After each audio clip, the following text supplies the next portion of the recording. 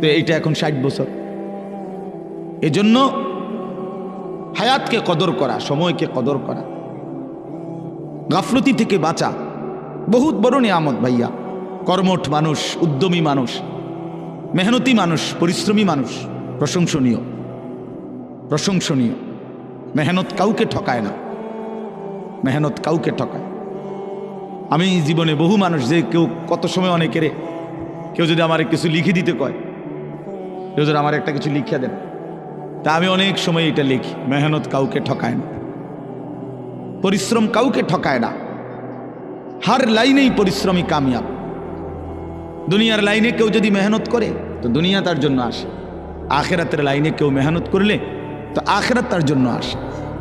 মেহনত, পরিশ্রম, নিষ্ঠা, আন্তরিকতা, একাগ্রতা, কাজের প্রতি গভীর মনোযোগ কাউকে ঠকায় না, দুনিয়ার লাইনে হোক আর আখেরাতের লাইনে।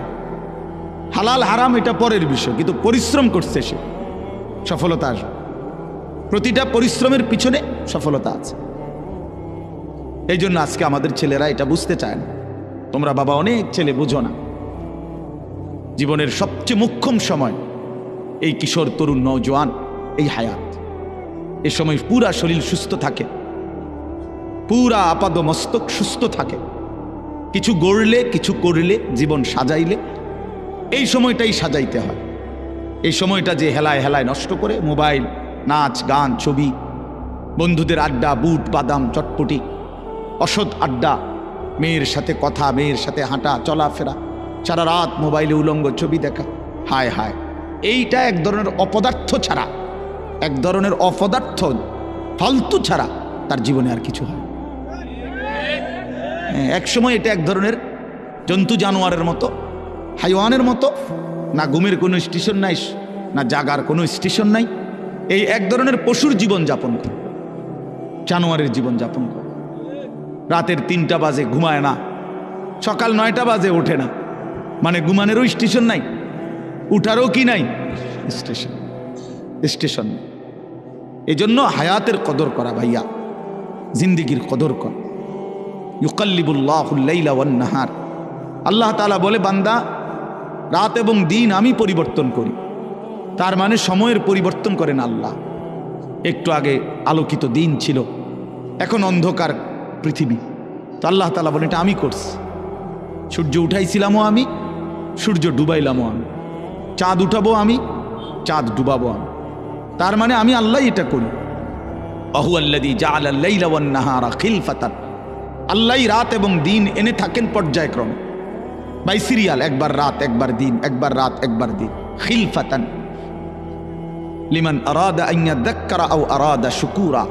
আল্লাহ বলেন, যারা যারা আমি আল্লাহর জিকির, আমার ইবাদত করতে চায়, আমি তাদের জন্য রাত দিন বানাই। হ্যাঁ হ্যাঁ, আও আরাদা শুকুরা, আল্লাহ তাআলা বলে যারা আমার শুকর আদায় করতে চায়, আমার গোলামি করতে চায়, আমার কৃতজ্ঞ হতে চায়, আমি তাদের জন্য রাত দিন বানাই। প্রিয় বন্ধু, বাপ আমার, কোনো বাটপার সিটারের জন্য রাত হয় না, কোনো হারামখোর, নারী লুবি, জিনাকার, বেবিচারী, অসভ্য সারা রাত মোবাইলে উলঙ্গ ছবি দেখবা, তোমার মতো জানোয়ারের জন্য রাত আসে নাই।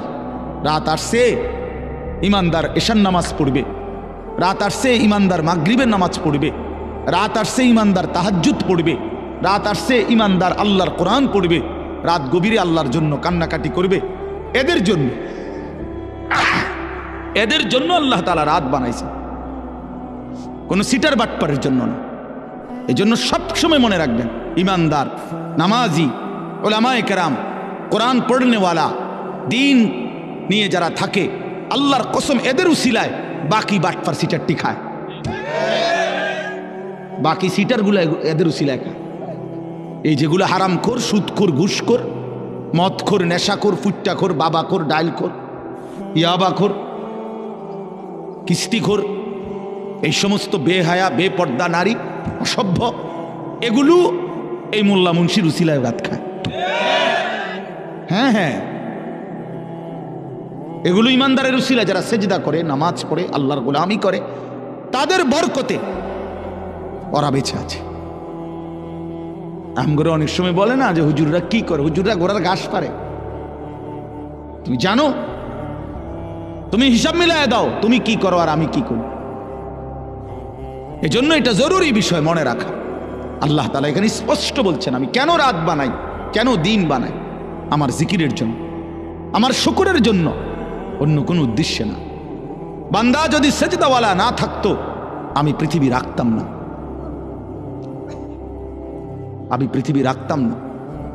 হাদিসে আছে আল্লাহর নবী সাল্লাল্লাহু আলাইহি সাল্লাম বলছেন, যেদিন জমিনে আল্লাহ পাকের নাম বলনেওয়ালা কেউ থাকবে না, তো সেদিন আর পৃথিবীও থাকবে না। আল্লাহর কসম ভাইয়া, সেদিন আসমান ভেঙে যাবে, চাঁদ ভেঙে যাবে, দুনিয়া কায়নাত তসতস হয়ে যাবে, মানে ইসরাফিল ফু দিবে। রাসূলুল্লাহ সাল্লাল্লাহু আলাইহি সাল্লাম বলছে, কিয়ামত হবে কাদের উপরে, মানে কোন মানুষরা কাদের উপরে কিয়ামত ইসরাফিল ফু দিবে? শিরারুল খালক ফিল আরদ, জমিনের মধ্যে সর্বনিকৃষ্ট মানুষ যখন গোটা জমিন একসাথে ভরে যাবে, একজনও, আল্লাহ নবী সাল্লাল্লাহু আলাইহি সাল্লাম বলছেন, প্রকাশ্যে রাস্তায় গাধা খচ্চরের মতো মানুষ যখন প্রকাশ্যে রাস্তায় একেবারে উন্মুক্ত জিনা করবে, ব্যভিচার করবে গাধার মতো, আল্লাহ রাসূল বলছে তখন ইসরাফিল ফু দিবে। কুকুরের মতো, জানোয়ারের মতো সিনার ব্যভিচার করবে। পরিবেশ হচ্ছে, পরিবেশ রেডি হইতেছে, জায়গায় জায়গায়, মোড়ে মোড়ে, রাস্তার গলিতে গলিতে লাল নীল হলুদ বাত্তিওয়ালা ছোট ছোট ক্যাফে, রেস্তোরাঁ, রেস্টুরেন্ট, এ পরিমাণ আলো আধারি, এখানে কোনো ভদ্রলোক, কোনো ইমানদার যাওয়ার কোনো পরিবেশ নাই। এনে যাবেই কারা? অসভ্য চরিত্রহীন ছেলে মেয়ে ছাড়া, যাদের জন্য আপাতত আলো আধারির ব্যবস্থা হয়েছে। খুব অল্প সময়ে এই কাগজ, এই কাপড়, এই বেড়ার, এই পর্দা আবরণ হয়তো খুলে ফেলবে, যে চলো ওপেন জেনা করো, ব্যভিচার করো, খোলামেলাই জেনা ব্যভিচার করো। আয় হায়! তো এজন্য ভাইয়া এটা জরুরি বিষয়। আল্লাহ তাআলা বলছেন, বান্দা আমি হায়াত দিছি, আমি সময় দিয়েছি, রাত আমি এনেছি, দিন আমি এনেছি। আমার এই প্রসঙ্গটা কাজে আমরা মনে রাখা দরকার। তোমরা অনেক ছেলে এখানে, মাশাআল্লাহ, তোমরা প্রতিটা ছেলেই ভাইয়া কিছু না কিছু পড়ালেখা করছো। স্কুলে পড়ো, আর হাই স্কুলে পড়ো, আর কলেজ লেভেলে পড়ো। ভাইয়া 2-4 অক্ষর পড়ালেখা করছো ভাই, তুমি মূর্খ না, তুমি নাদান না, তুমি আহম্মক না, বেওকুফ না। কাজে এতটুকু দিমাগ কাজে লাগাও। প্রিয় ভাই আমার, বন্ধু আমার, কে তোমারে বানাইলো, কেন বানাইলো, কেন আসলা পৃথিবীতে, কি করছো, এটাই কি উচিত ছিল কিনা, এতটুকু ভাবনা যদি না ভাবো, প্রিয় ভাই আমার, তো জিন্দেগি কি হলো? আর এতটুকু অনুভূতি যদি না জাগে দিলে, সারাদিনে 1 ওয়াক্ত নামাজ পড়লাম না, তা আমি কিসের মুসলমান? দিন রাত আমি নারী ছাড়া, ছবি ছাড়া, নর্তকী ছাড়া, জিনা ব্যভিচারের দৃশ্য ছাড়া আমার জীবন চলে না, রাত কাটে না, আমি কিসের মুসলমান? 30 বছর যে সুদ খায়, এই হারামখোর কিসের মুসলমান? 30 বছর ধরে যে মিথ্যা বলে, প্রতিদিন ওজনে কম দেয়, কাস্টমারকে ঠকায়, প্রতিদিন হারাম রোজগার করে, এই নাফরমান কিসের মুসলমান? 30 বছরেও কোনোদিন মনে পড়ে নাই যে তার আল্লাহ আছে? 30 বছরেও কোনোদিন কারো লাশ মৃত্যু দেখে নাই, কারো জানাজা পড়ে নাই, একটা বারো কলিজার মধ্যে কথা আসে নাই যে হায় এমন নীরব নিস্তব্ধ লাশ তো আমিও হয়ে যাব একদিন।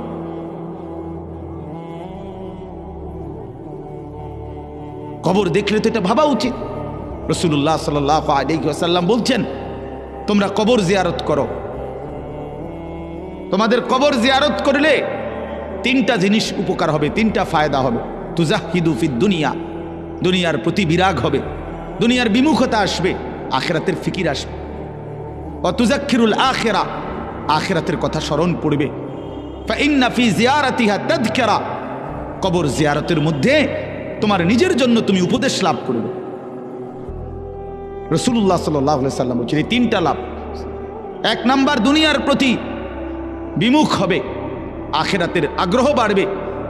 2 নাম্বার, স্মরণ হবে, আর উপদেশ অর্জন হবে যে হায় এই মানুষটা আমার মতো হাঁটতো, ছুটতো, ফিরতো, ঘুরতো, কথা বলতো, জলজ্জান্ত আমাগো চাচা বড়া, আমার বাপ, আমার ভাই, উনি আমার চাচাতো ভাই, এ তো আমারই মতো দৌড়তো, ছুটতো, হাঁটতো, খাইতো, ঘুমাইতো, কিন্তু আজ সেই জ্বলন্ত মানুষটা এভাবে স্তব্ধ হয়ে গেল। পৃথিবীর কত মানুষ কত আওয়াজ করতেছে, বেচারা একটা শব্দও করে না। যে মানুষটা একটা মশার আওয়াজে ঘুম ভাঙ্গা যাইতো, আজ এত মানুষের চিৎকার চেঁচামেচি, এই লাশ কেন নড়ে না? আল্লাহ নবী সাল্লাল্লাহু আলাইহি ওয়াসাল্লাম এক সাহাবীর জানাজা পড়তে গিয়ে কবরের দিকে তাকাইয়া, হাদিসে আছে হযরত বারা ইবনে আযিব রাদিয়াল্লাহু তাআলা আনহু থেকে বর্ণিত, তিনি বলেন আল্লাহ নবী সাল্লাল্লাহু আলাইহি সাল্লাম আমাদেরকে সাথে নিয়ে এক সাহাবীর জানাজা পড়তে গেছেন। জানাজা পড়তে গিয়ে কবরের সামনে তাকায়া অনেকক্ষণ কাঁদছেন, খালি কবরের দিকে তাকায়া। আমরাও তার সাথে কাঁদলাম। তো কান্না শেষ করে চোখের পানি মুছে আল্লাহ নবী সাল্লাল্লাহু আলাইহি ওয়াসাল্লাম বললেন, ইয়া ইখওয়ানি লিমিসলি হাদা ফাআইদ্দু, আমার সাথীরা এই কবরের জন্য তোমরাও রেডি হও। নবীজি বলছে আইদ্দু, কবরের জন্য তোমরাও প্রস্তুতি নাও। রাসূলুল্লাহ সাল্লাল্লাহু আলাইহি ওয়াসাল্লাম বলছেন, বন্ধু, মা রাআইতু মানদারান কাত্তু ইল্লা ওয়াল কবরু আফজাউ মিনহু। আল্লাহ নবী সাল্লাল্লাহু আলাইহি সাল্লাম বলেন, আল্লাহর কসম উম্মত, কবরের আযাবের চাইতে ভয়ানক কোন দৃশ্য আমি রাসূল আর কিছু দেখি না। আপনারা অনেক চালাক, অনেকে বুদ্ধিমান, হুজুর রে এসব নিয়েই পড়ে আছে। হ্যাঁ, এসব নিয়েই পড়ে আছে। কে মনে করাই দিবে কবর? দুনিয়া মনে করাইবার তো লোকের অভাব নাই। এই মিয়া, দুনিয়া তো সবাই মনে করাই দিতেছে। কবর মনে করাবে কে বন্ধু? আখিরাত মনে করাবে এই 2-4 জন মোল্লা মুন্সি। এরাও যদি পৃথিবীতে না থাকে, আপনারা যদি এদেরকেও হারায় দেন, সরায় দেন, তো আপনাদেরকে আখিরাত মনে করাবে কে? কবর মনে করাবে কে? দুনিয়া বুঝাবার জন্য তো লোকের অভাব নাই। একটা মাহফিলে আমি যদি এখন বলি, আসেন আজকে যেহেতু আমাকে দাওয়াত দিছে, সবাই মনোযোগ দিয়ে শুনেন একটি অটো কিভাবে চালাইতে হয়, আজকে আমার আলোচ্য বিষয়। তো এখন এইটা বললে মানুষ হাসি দিবে না? কথা বলেন না কেন? ব্যাককল হুজুর, অটো কেমনে চালাইতে হয় এইটা কনের লেগে নিয়ে আপনার এনে দাওয়াত দিই দই মিয়া। তো তাহলে আপনি দেখুন আমগো যে আমরা দুনিয়া বুঝাইতাম, তো আমি তো বুঝাইতাম চাইছিলাম, আপনি আসলেন কেন? বলেন সিএনজি কিভাবে চালাইতে হয়? না বন্ধু, আল্লাহ তাআলা কোরআনুল কারীমের মধ্যে বলছেন আমাদের ইলমের মাকসাদ কি, কেন আল্লাহ তাআলা উলামায়ে কেরামকে যাকে যেটুকু কোরআন সুন্নাহর ইলম দিয়েছেন, আল্লাহর কসম কোরআন শরীফের সরাসরি আয়াত। আল্লাহ তাআলা বলছেন ফালাউলা নাফারা মিন কুল্লি ফিরকাতিম মিনহুম তাইফাতুল লিয়াতাফাক্কাহু ফিদ্দীন। আল্লাহ বলেন এই দ্বীনের উচ্চতর জ্ঞান কিছু মানুষ অর্জন করবে, ইলম অর্জন করবে। কেন? আল্লাহ বলেন ওয়ালিয়ুনদিরু কওমাহুম ইযা রাজাউ ইলাইহিম, তারা যখন নিজ জাতি কওম সম্প্রদায়ের কাছে ফিরে আসবে, তারা আল্লাহর ভয় দেখাবে, আখিরাতের ভয় দেখাবে, কবরের ভয় দেখাবে, জাহান্নামের ভয় দেখাবে। ওয়ালিয়ুনদিরু, এটাই উলামায়ে কেরামের কোরআন সুন্নাহর ইলমের মাকসাদ। এ তো কোরআন শরীফের আয়াত। কি আয়াত? কোরআন শরীফের আয়াত। ওয়ালিয়ুনদিরু কওমাহুম, জাতিকে ভয় দেখাবে, আল্লাহর ভয়, আখিরাতের ভয়, কবরের ভয়, জাহান্নামের ভয়। রাসূলুল্লাহ সাল্লাল্লাহু আলাইহি ওয়াসাল্লাম সর্বপ্রথম যেদিন আল্লাহ তাআলা নবীজিকে সাল্লাল্লাহু আলাইহি সাল্লাম মানুষের কাছে দ্বীনের কথা বলার অনুমতি দিয়েছেন, প্রথম যেদিন, সেটা হলো কোরআনের দ্বিতীয় নাজিলকৃত আয়াত। কোরআন শরীফ প্রথম নাজিল হয়েছে তো ইকরা বিসমি রাব্বিকাল্লাযী খালাক, এটা আপনারা জানেন না? 5টা আয়াত এখানে। এটা হলো প্রথম নবীজিকে বলছে আপনি পড়ুন, আপনার রবের নাম নিয়ে আপনার রবের কালাম পড়তে শুরু করেন।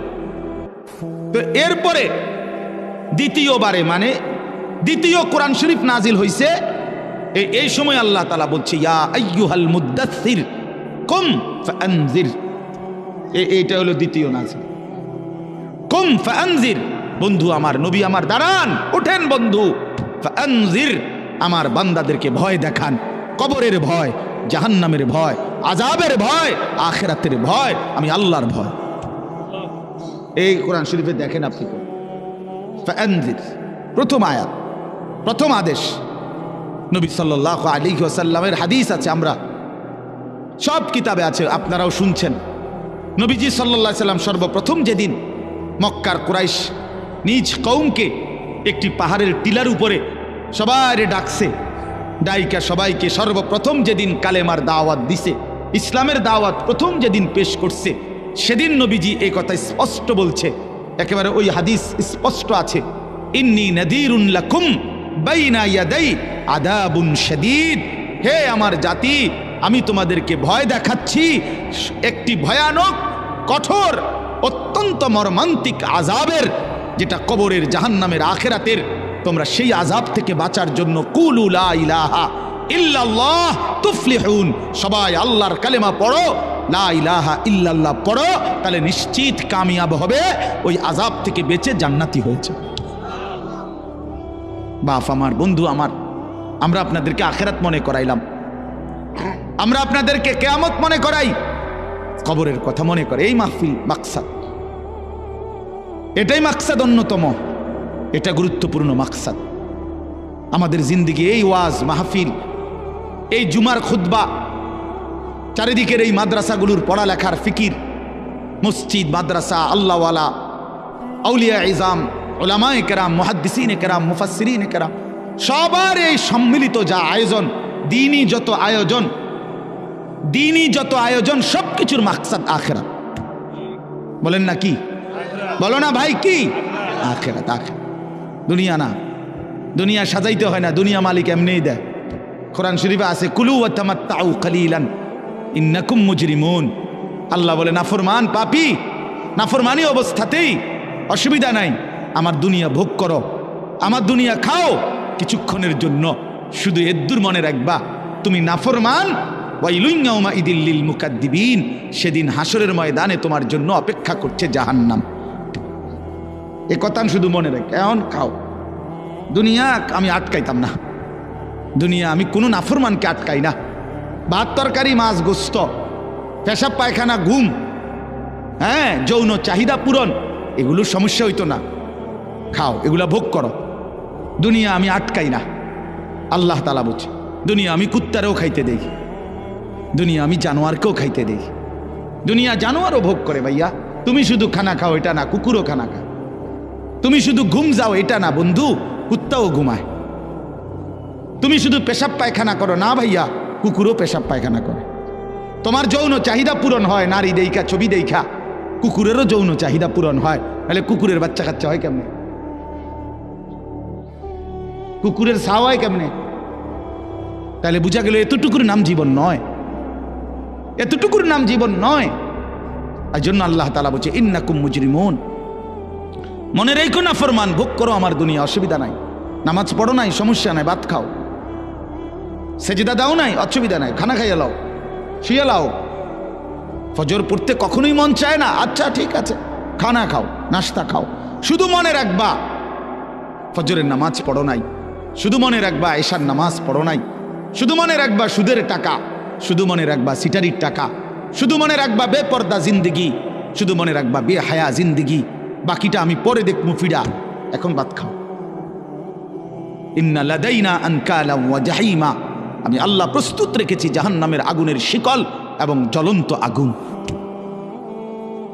ইন্না আ'তাদনা লিল কাফিরিনা সালাসিলা ওয়া আগলালান ওয়া সাইরা, আমি আল্লাহ তাআলা সমস্ত নাফরমানের জন্য প্রস্তুত রেখেছি আগুনের শিকল 70 হাত লম্বা, 70 জিরাআন, এবং আগুনের বেড়ি যেটা কাঁধের সাথে বাঁধ দেওয়া হবে, হাত পিছনের দিকে নিয়া, এইভাবে প্রত্যেক নাফরমানকে হাসরের ময়দানে ফেরেশতারা এই 2 হাত পিছনের দিকে ভাবে দিয়া, থুতনির নিচে এই হাত রাইখা এইভাবে ঠেলা দিয়া আগুনের বেড়ি দিয়া বাঁধ দিবে। আল্লাহর কসম, এটা কোরআন শরীফের সূরা ইয়াসিনেও আছে, ইন্না জাআলনা ফি আ'নাকিহিম আগলালান ফাহিয়া ইলাল আদকানি ফাহুম মুকমাহুন। এইটার অর্থ এটাই, এইভাবে এইভাবে ধাক্কা দিবে, এইভাবে যদি কাউরে বাঁধ দেয়, আয় হায়, এই নাফরমান আর কোনোদিন চোখটাও নিচের দিকে নামাইতে পারবে। কেমনে নামাইবে? কিভাবে? ও সাইরা, এবং জাহান্নামের আগুন। এজন্য দোস্ত আমার, এই আয়াতগুলোর তরজমা শুনেন, তাইলেই বুঝবেন। এই আয়াতগুলোতে আল্লাহ তাআলা বলছে, বান্দা যাই করছো বান্দা, যে যাই লাফালাফি ফালাফালি, দুনিয়া নিয়া কামরা কামড়ি, হায় সম্পদের যথেচ্ছ ব্যবহার, হালাল হারামের মিশ্রণ, জায়েজ না জায়েজ, পাক না পাক, সব এলোমেলো করে ফেলছো বান্দা। জিন্দগির কোনো নিয়ম নাই, কানুন নাই, শৃঙ্খলা নাই, উপার্জনের মধ্যেও কোনো হালাল হারামের কোনো পরোয়া নাই, জীবনের মধ্যেও কোনো হালাল হারামের পরোয়া নাই। আপন বোনও দেখো, পরের মেয়েকেও দেখো, নিজের বউরকেও দেখো, পরের বউরও দেখো। হায় হায় মুসলমান, হারাম টাকা হালাল টাকা সব মিক্সার করে ফেলছো। শুধু টাকা দরকার, দুনিয়া ভোগ করা দরকার। আল্লাহ তাআলা বলে, বান্দা যাই করছো তবে শুধু এটা মনে রেখো, এই অচিরেই তুমিও থাকবা না, দুনিয়াও থাকবে না। এই দুই শব্দ মনে রাখো, আমিও থাকবো না, গোটা সৃষ্টিও থাকবে না। আল্লাহ তাআলা বলেন তুমিও শেষ হয়ে যাবা, মরে যাবা, এই গোটা সৃষ্টি জগতও মরে যাবে। আমরা পৃথকভাবে মরলে বলে মৌত, আর গোটা সৃষ্টি জগৎ যেদিন মরে যাবে সেটারে বলে কিয়ামত। এই তফাৎ, শব্দগত তফাৎ। ব্যক্তির মৃত্যু হলে, একক মৃত্যু হলে সেটারে বলে মৌত, আর সমষ্টিগত পুরা কায়নাত, আল্লাহর পুরা মখলুকাত একসাথে যখন শেষ হবে সেটারে বলে কিয়ামত। তো আল্লাহ তাআলা বলছে একদিন অচিরেই দেখতে দেখতে তুমিও নাই, একদিন শুনবা পৃথিবীও নাই, আসমানও নাই, জমিনও নাই, কায়নাতও নাই, সব আমি আল্লাহ তাআলা ভেঙ্গে চুরে চূর্ণ বিচূর্ণ করে ফেলব। ইযা সামাউন ফাতারাত, আসমান কাচের মতো চুরচুর করে ভাঙব। ওয়া ইদাল কাওয়াকিবুন তাসারাত, কোটি কোটি তারকারাজি খসে খসে পড়বে। তারকারাজি কোটি কোটি বলতেও তো কোটি কোটি কতক্ষণ করলে শেষ হইব? বুঝেন নাই কথাটা? মানে কোটি কোটি কোটি কোটি 10 বার কইলে শেষ হয়ে যাব নাকি? হিসাব আছে? সৌরজগতের কোনো হিসাব বিজ্ঞানীদের কাছে আছে শেষ? নাই নাই নাই মিয়া। এই গ্রহ উপগ্রহ নক্ষত্র গ্যালাক্সি, এই নিহারিকা গ্রহাণুপুঞ্জ যা কিছু তো খবর নেই, খবর নেই। এমন গ্রহ পৃথিবীতে, এমন তারকারাজি, নক্ষত্রের আলো যেটা পৃথিবী পর্যন্ত বিজ্ঞানীরা বলে যে এখন আইসা আলোই পৌঁছায় না।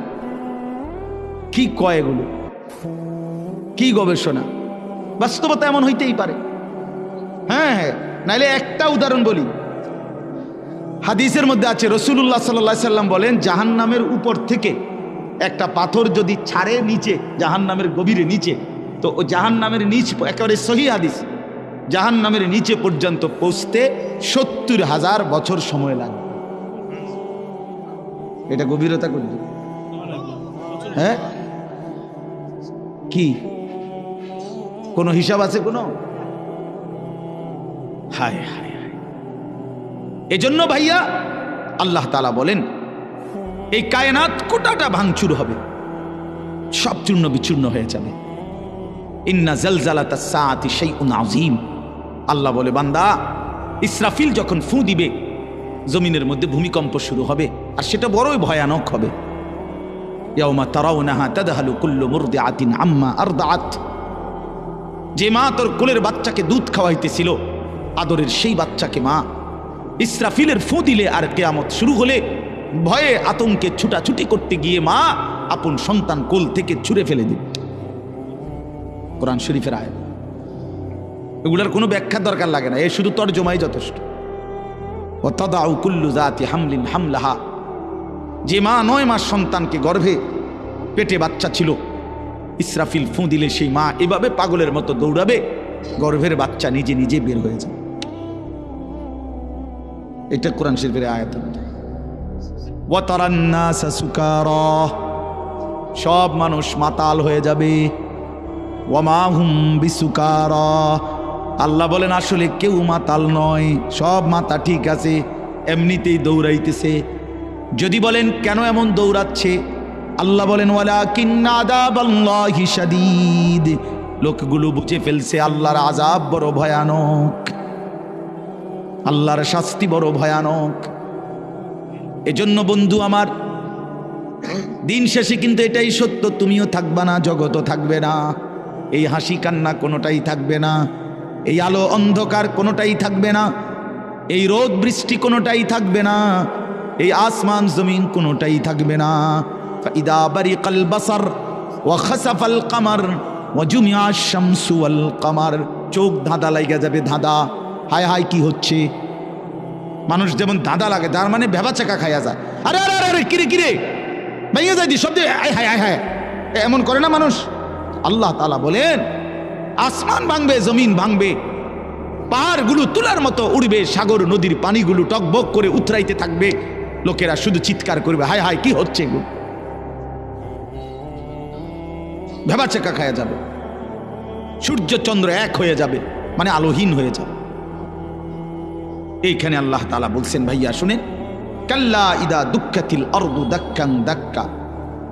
আগে কিছু নাফরমানের কথা বলছে, কাল্লা বাল লা তুকরিমুনাল ইয়াতীম, আমার নাফরমান বান্দা ইয়াতীমকে ইজ্জত করে নাই। ওয়ালা তাহাদ্দুনা আলা তুআমিল মিসকিন, গরীব ফকির মিসকিন অভাবী মানুষকে খাবারের জন্য, অপরকে খাওয়ানোর জন্য উৎসাহিতও করে নাই। ওয়া তাকুলুনাত তুরাসা আকলাল লাম্মা, অন্যায়ভাবে হারামভাবে সম্পত্তি ভক্ষণ করেছে, গ্রহণ করেছে, ছিনিয়ে নিয়েছে। আল্লাহ বলেন এইভাবে ওয়া তুহিব্বুনাল মালা হুব্বান জাম্মা, আমার নাফরমান বান্দা বড় মজবুতির সাথে দুনিয়ার মাল আর সম্পদকেই প্রচন্ড ভালোবাসছে, খুব চেষ্টা করছে, বিল্ডিং খুব মজবুত, একেবারে আপনার বুয়েটের ইঞ্জিনিয়ার দিয়া সয়েল টেস্ট করা, ফাইলিং খুব হেভি, ফাইলিং খুব মজবুত হয়েছে ফাইলিং। আমার একজনে বলতেছে হুজুর একেবারে সবচেয়ে বড় বিসিএস ইঞ্জিনিয়ার, উনি বলছে 5টা করে রড দিতাম, আমি বেড়ারে না জানাই আরো একটা বাড়াই দিছি। বেড়া বেড়া একটা বেড়ায় একটা বেড়া ইঞ্জিনিয়ার ফেল হেবাটার কাছে নাকি খামখেয়ালি কথা। আমি বলছি আমিও হেমিয়ারে উনারাই বলছি আপনি একটা বেড়ায়, আপনি একটা বাড়াইয়া দিছেন, আপনারই শুদ্ধ এর মধ্যে বান্ধিয়ে লাইতেন রডের লগে। মানে এত মজবুত হয়েছে যে ইঞ্জিনিয়ারের বাপ ফেল হাবড়া বুঝছে। হযরত মাওলানা তারেক জামিল সাহেব বলছিলেন, তিনি বলেন এই বন্ধু, যে মাটির উপরে ভরসা করে তুমি এত মজবুত ফাইলিং করছো, ওই মাটিকে একবার জিজ্ঞেস করো না যে মাটি তুমি স্থায়ী কিনা, তুমি টেকসই কিনা, তুমি মজবুত কিনা। মাটি চিৎকার করে বলবে প্রিয় বন্ধু আমি টেকসই না, আমি স্থায়ী না, আমি মজবুত না। ইসরাফিল ফু দিলে ইদা রাজ্জাতিল আরদু রাজ্জা, আমি মাটি রেজা রেজা পাউডার পাউডার হয়ে যাব।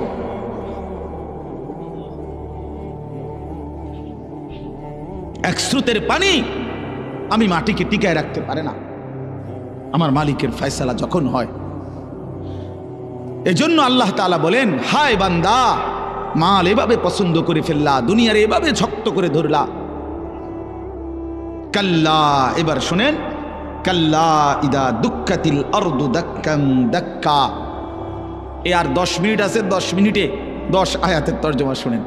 এই সূরার 10টা আয়াত পড়ছি আমি। কাল্লা ইদা দুক্কাতিল আরদু দাক্কান দাক্কা, সাবধান বান্দা, দুনিয়াকে ভালোবেসে বড় বেশি ভুল করলা, ভুল করলা বান্দা। ইদা দুক্কাতিল আরদু দাক্কান দাক্কা, একদিন দেখবা এই জমিন চূর্ণ বিচূর্ণ হয়ে যাবে। পাথরে যেভাবে ভাঙ্গা চূর্ণ বিচূর্ণ করে, এইভাবে জমিন ও আসমানকে আমি আল্লাহ তাআলা চূর্ণ বিচূর্ণ করে ফেলি। এরপরে আল্লাহ বলেন হাসরের মাঠ কায়েম হবে। ওয়া রাব্বুকা, তোমার রব মালিক আল্লাহ তাআলা তিনি আগমন করবেন, উপস্থিত হবেন হাসরের মাঠে। কিভাবে? আল্লাহ তাআলা তার শান অনুপাতে। ওয়াল মালাকু সাফফান সাফফা, কোটি কোটি ফেরেশতা হাসরের ময়দানে লাইন ধরে সারিবদ্ধভাবে দাঁড়াবে। এই আপনি শুধু এই কথাটা বোঝেন ছেলেরা, ভাইয়া বুঝো যে হাসরের মাঠ কায়েম হবে। আদম থেকে রাসূলুল্লাহ সাল্লাল্লাহু আলাইহি সাল্লামের পর্যন্ত যত আম্বিয়ায়ে কেরাম, রাসূলুল্লাহ সাল্লাল্লাহু আলাইহি সাল্লাম থেকে ইসরাফিলের ফু পর্যন্ত যত ইনসান, সকলেই এক মাঠে দাঁড়াবে। আদম থেকে ইসরাফিলের ফু পর্যন্ত মহান আল্লাহ পাক উপস্থিত হবেন, কোটি কোটি ফেরেশতারা সারিবদ্ধভাবে দাঁড়াবে।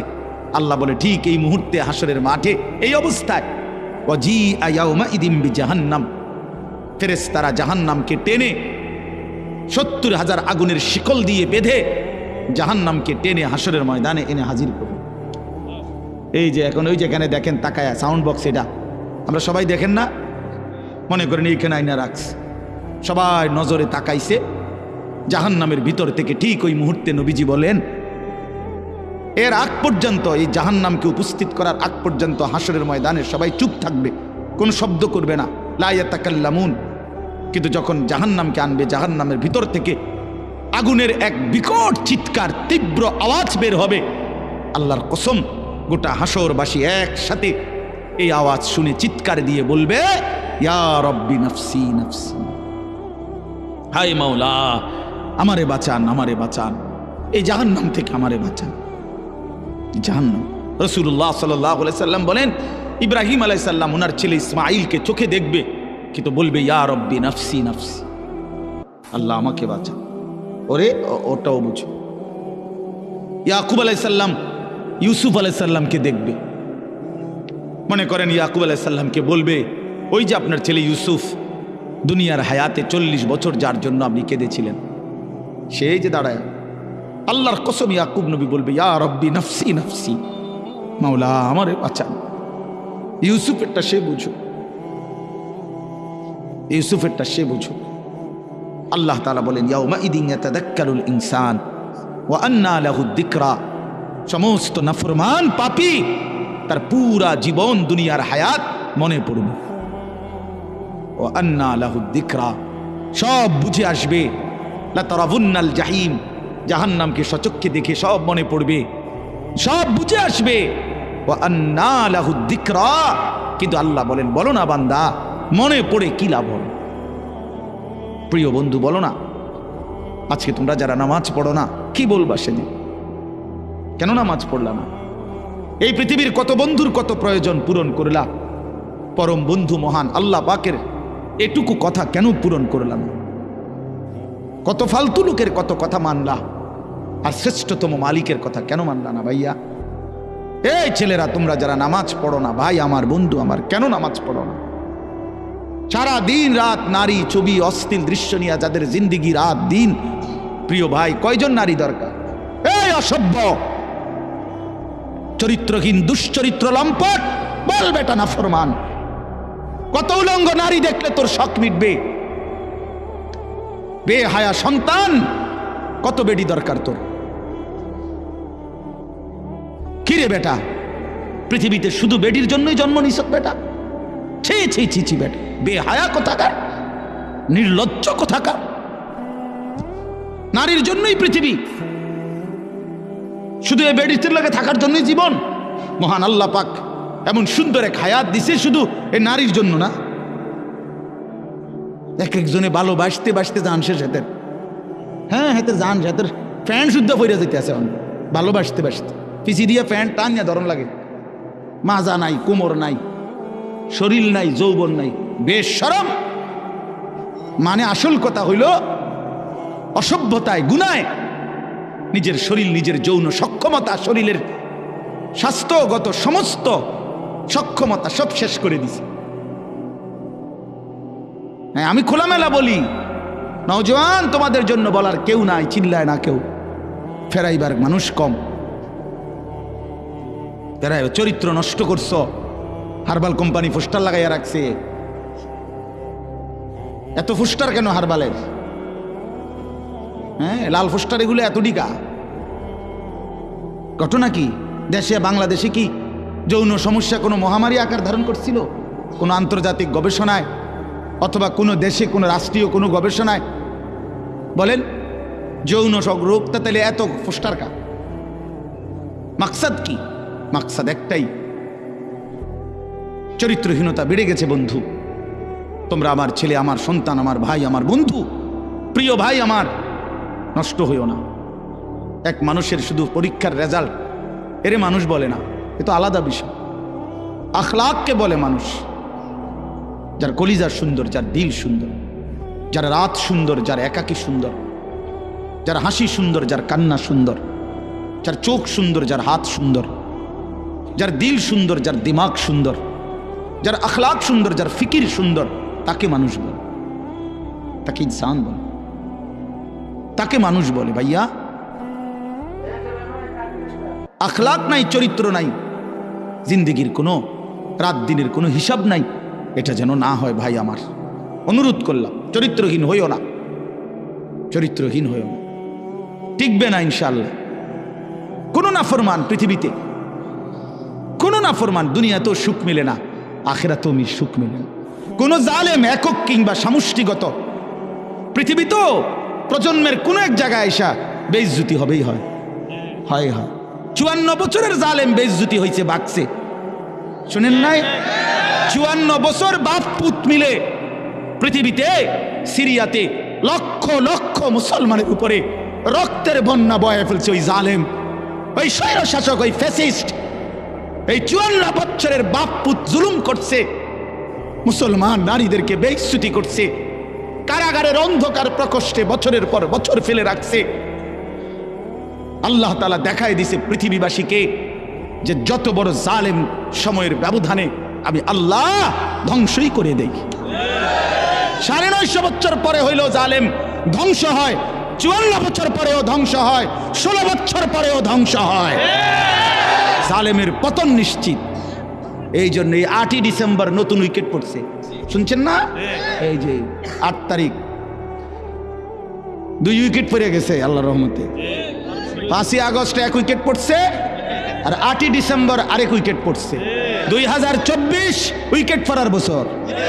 এবছর বোলিং ভালো হয়েছে, বোলিং করা,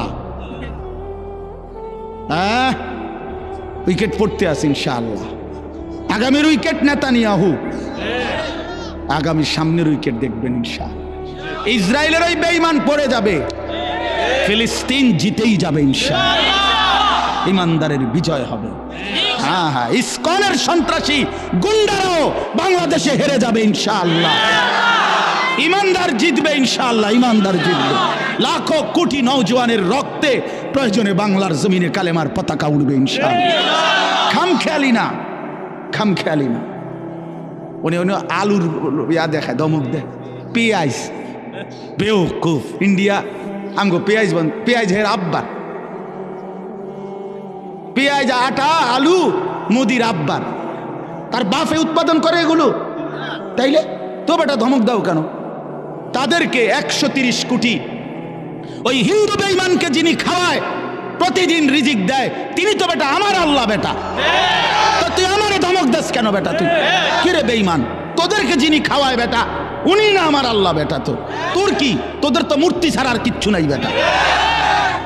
তোদের কোনো মালিক আছে নাকি বেটা? তিনি তো আমার মালিক। তা আমার মালিক তোরে খাওয়ায়, আমারে খাওয়াইতো না। হ্যাঁ, তোর কথা মিয়া। এজন্য কোনো ভয়ের কিচ্ছু নাই ইমানদার। তোমরা লক্ষ কোটি যুবক বাংলাদেশে, তোমাদের কাছে দিন আমানত, ইসলাম আমানত বন্ধু, আমানত। 110 কোটিকে আমরা ভয় করি না, 130 কোটি আমাদের কোনো হিসাব না, আমরা গণি না। আমাদের একজন, আমাদের কয়জন? আগেও ছিল একজন, এখনো একজন, আগামীতে একজন। তিনি আল্লাহ, তিনি আকবার, তিনি বড়।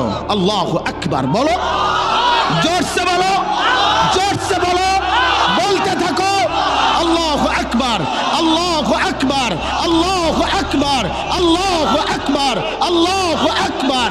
বেঈমান শুনুক, বেঈমান শুনুক, বেঈমান কাঁটাতারের ওই পাশ থেকে শুনুক যে মুসলমানের যুবক ঘুমায় নাই, ইমানদার ঘুমায় না বেটা। ইনশাআল্লাহ, ইনশাআল্লাহ কালেমার বিজয়ী হবে, ইনশাআল্লাহ হকের বিজয় হবে।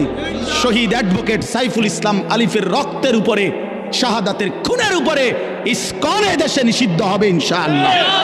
কোনো সন্দেহ নেই, কোনো সন্দেহ নেই। এদেশে হিন্দু থাকুক, কোনো মানা নাই, ইসকনের গুন্ডারা থাকতে পারবে না। আমরা কোনো সময় হিন্দুদের উপরে জুলুম করি নাই, কোনো সময় করি নাই। আমরা বছরের পর বছর ধরে বাংলাদেশের ঐতিহ্য এটা, আমরা বাংলাদেশের ঐতিহ্য, এটা সম্প্রীতির চূড়ান্ত একেবারে তুলনাহীন দৃষ্টান্ত বাংলাদেশ, যেখানে আমরা সংখ্যালঘুদের উপরে কখনোই জুলুম করি নাই। আজকে যেই সন্ত্রাসী, ওই গুজরাটের সন্ত্রাসী, সে তো সংখ্যালঘু নির্যাতনের অপরাধে সে দোষী আন্তর্জাতিকভাবে। এই মোদি, সে তো গুজরাটে যখন মুখ্যমন্ত্রী ছিল তখন তো গুজরাটের হাজার হাজার মুসলমানকে জবাই করে শহীদ করছে তার আমলে। ওরা এখন আমগরে ফাঁকা বলি শুনে। আমরা আপনার জুলুম, আমরা কোনো জুলুম করি নাই। 5ই আগস্টের পরে বাংলাদেশের মুসলমানের সন্তানরা সমস্ত হিন্দুদের মন্দির পাহারা দিছে। তবে হিন্দু মন্দির পাহারা দিল আমরা মুসলমান, বিনিময়ে বেঈমান তুই আমার ভাইকে জবাই করে দিলি কেন? এই ছিল প্রতিদান, এই ছিল তোদের মন্দির পাহারার বিনিময়। এই জন্য দোস্ত আমার, বন্ধু আমার, কারো ষড়যন্ত্রে বাংলাদেশ ইনশাআল্লাহ 1 সুতা জমিন, 1 ইঞ্চি জমিন আমরা হারতে দেব না ইনশাআল্লাহ, ইনশাআল্লাহ, ইনশাআল্লাহ, ইনশাআল্লাহ। আমার মতো 2-4 জন শহীদ হইলে কিচ্ছু হবে না, ইসলাম জিতবে ইনশাআল্লাহ। আল্লাহ তৌফিক দান করেন। চলেন, এই জন্য শেষ কথা হইল, আল্লাহ তাআলা বলেন নাফরমান আফসোস করবে, ইয়াকুলু ইয়া লাইতানি কদ্দামতু লি হায়াতি, হায় আমি যদি দুনিয়ার জীবন থাকতে কিছু নেকি পাঠাইতাম। ফায়াউমা ইদিল লা ইউআযিবু আযাবাহু লা ইউসিকু ওয়াসাকাহু আহাদ। আল্লাহ বলে, বান্দা সেদিন তোমাকে হাসরের ময়দানে নাফরমানির কারণে যেই আযাব শাস্তি দেবে, এমন শাস্তি তোমাকে আর কেউ কখনো দেয় নাই। এমন বাঁধা বাঁধবে ফেরেশতারা যেই বাঁধা তোমারে আর কেউ বাঁধে নাই। কাজে মনে রেখো বান্দা, আমি আল্লাহর আযাব বড় ভয়ানক, আমার বাঁধন জাহান্নামের বাঁধন বড় ভয়ানক। আর এর বিপরীতে আল্লাহ বলছে, যারা নেককার ইমানদার প্রশান্ত দিল, ইয়া আইয়াতুহান নাফসুল মুতমাইন্না, আল্লাহ নিজে তাদেরকে ডাক দিয়া বলবে, এদিকে যে ফিডাফিডি চলতে আছে তুমি ঘাবড়াইও না। বুঝেন না, ওই যে নাফরমান করে যে ফিটবো বাঁধবো, এবারটা যদি আবার শিক্ষার শুরু করে যে খাইছে জানি কি জানি, আল্লাহ বলে না না, তুমি টেনশন করো না, ইরজিই ইলা রাব্বিক, তুমি আমি রবের কাছে ফিরে আসো, আমার কাছে আসো। রাদিয়াতাম মারদিয়া, তুমি টেনশন করো না বান্দা, আমি তোমার উপরে রাজি খুশি, তুমিও আমার উপরে খুশি। ফাদখুলি ফি ইবাদি ওয়াদখুলি জান্নাতি, আমার অনেক নেককার বান্দা ওইখানে অপেক্ষা করতেছে, তুমিও তাদের সাথে গিয়া মিশো, একসাথে আমার জান্নাতে ঢুকো। বলেন আলহামদুলিল্লাহ। অতএব প্রিয় ভাই, প্রিয় বন্ধু, নওজোয়ান সাথী, বাবা, সবাই মিলে আখিরাতকে ভাবি, ঠিক আছে ইনশাআল্লাহ। চরিত্র নষ্ট না করো, আখলাক নষ্ট না করো, আল্লাহকেই মানো, আল্লাহকেই মানো, আল্লাহকেই মানো, আল্লাহকেই মানো, আল্লাহকেই মানো, আখিরাতের ফিকির করো। আল্লাহ কবুল করেন এই মাদ্রাসা, আল্লাহ কবুল করেন আজকের এই সুন্দর আয়োজনে, আল্লাহ তাআলা বরকত দান করেন। এমন 2-1 শ্রোতা না হলেও চলবে, এই জন্য দয়া করে একজনেও হাতে ধরে মোবাইল রেকর্ড করা যাবে না। কেন? প্রশ্ন হলো এত কঠোর হলেন, বললেন কেন? উদ্দেশ্য হলো মনোযোগ হওয়া। মোবাইলের মধ্যে হাতে ধরে রাখলে দিলের, মানুষের অন্তরের ঝোঁকটা থাকে মোবাইলের প্রতি, মানে মোবাইলটার মধ্যে ঠিক মতো উঠতেছে কিনা এটা বারবার মনে পড়ে, বারবার চোখ পড়ে, দিলেও আসে এটা, চোখেও পড়ে এটা। ফলে মোবাইলের মধ্যে তো জমা হয়, কিন্তু দিলে কিছু জমা হয় না। মোবাইলের মধ্যে তো সঞ্চয় হলো যে আমার মোবাইলে আরো একটা নতুন ওয়াজ উঠলো, কিন্তু আমার কলিজার মধ্যে কি আসলো, নিজের জন্য কি হলো। প্রতিটা ওয়াজ মাহফিল ইন্তজাম করতে অনেক পেরেশানি করতে হয়। আগামী শনিবার দিন 14 তারিখ আমার মাদ্রাসার বার্ষিক মাহফিল, ইসলাহি মজলিস, এরকম বাইরে আমরা প্যান্ডেল আকারেই করব। আজকে মনো সেই 1 তারিখ থেকে ছাত্র ওস্তাদ প্রতিদিন দেখি সারা দিন রাত 1টা-1:30 পর্যন্ত কাজ করে। কি করে আল্লাহ, তো কাজের কোনো শেষ নেই, এখনো কোনো শেষ নেই। তাহলে এই জন্য বললাম, আরে ভাই এটা এমন করে কেন, গেছে গায়ে এর মনে নিজের বয়ান আছে কোথাও। তো এই জন্য অনেক পেরেশানি, অনেক কষ্ট করে এই মাইক, প্যান্ডেল, পোস্টার, হ্যান্ডবিল অনেক কিছুকে একত্র করে এরপরে একটা মাহফিল 10 টাকা, 100 টাকা, 50 টাকা, 500 টাকা, 1000 টাকা, এভাবে তিল তিল করে মানুষের কাছ থেকে তোলা হয়। দুয়ারে দুয়ারে, দোকানে দোকানে, কেউ 2বার 4বারও ফেরত দেয়। আচ্ছা যান হুজুর আইসেন, দিমু, আচ্ছা ইনশাল্লাহ মাহফিলের দিন নিয়েন আর কি, ইত্যাদি ইত্যাদি, যে যেভাবে যতটুকু পারে দিচ্ছে, দিল। তাহলে অনেক কষ্ট করে এই অল্প কয়টা টাকা জমা করে, জোগাড় করে, যথেষ্ট পরিমাণ পেরেশানি করে এরপরে মাহফিলটা সাজানো হয়। সেটা যদি শুধু কেবল বুট, মুড়ি, বাদাম, চটপটি, পেঁয়াজু, কিছু বেলুন, ফুটকা এর মধ্যে শেষ হয়ে যায়, আমার ভাই এটা ইনসাফ হয় না। এত গরু আয়োজনের মধ্যে, এত কষ্টের ভিতরে, এটার মাকসাদ শুধু এই দোকানপাট আর এই তামাশা না। আমার নিজের জন্য কোনো খোরাক, নিজের জিন্দিগির জন্য কিছু নিলাম কিনা, এটা হলো মূল মাকসাদ। ইদানিংকালে এটা খুব বেশি প্রকট। আমরা তো প্রতিদিন এই মাহফিলে গেলে দেখি, মাহফিলের ইন্তেজামগুলোকে বরবাদ করে দিচ্ছে প্রতিদিন দোকানপাটগুলো। এত বেশি পরিমাণ দোকানপাট বসে যে মাঝে মাঝে মাহফিলের ভিতরে ঢুকা পর্যন্ত খুব কষ্ট হয়। মানে এই দোকানের জ্বালায় হাইটা যে কদ্দূর যাবে এই সুযোগটাও। তাইলে আপনি ইনসাফের সাথে বলেন, এত কষ্টের আয়োজনের মাকসাদ বুঝি এই বুট বাদাম বিক্রি করা, চটপটি বিক্রি করা? চটপটি কি পৃথিবীতে কোনো অভাব পড়ছে? না, চটপটি কি কোন দিন বেচা বন্ধ রয়েছে? মাহফিলে না বছরে একদিন হলো এখানে, কিন্তু চটপটি তো, বুট বাদাম তো প্রতিদিনই বেচা হয়। কিন্তু এই গাফেল দোকানদাররা সকাল থেকে আইসা এইভাবে জমায়া বসে যে অসংখ্য কিশোর ছেলে, 12, 14, 15 বছরের ছেলেগুলো বাড়ির থেকে তো আসে ওয়াজ শুনবার উদ্দেশ্যে। মা বাপ জানেও এটা, ছেলেটা মাহফিলে গেছে, কিন্তু অনেকগুলো ছেলে আছে যারা এই পুরাটা টাইম শুধু শুধু ঘোরে। 10 টাকার বুট খাইছে 1 ঘন্টা লাগায়। আশ্চর্য, এটা কি কথা হলো? 10 টাকার বাদাম খাইছে 1 ঘন্টা লাগাইয়া, আড্ডা দুষ্টামি। এটা তো ভাইয়া জিন্দিগি না।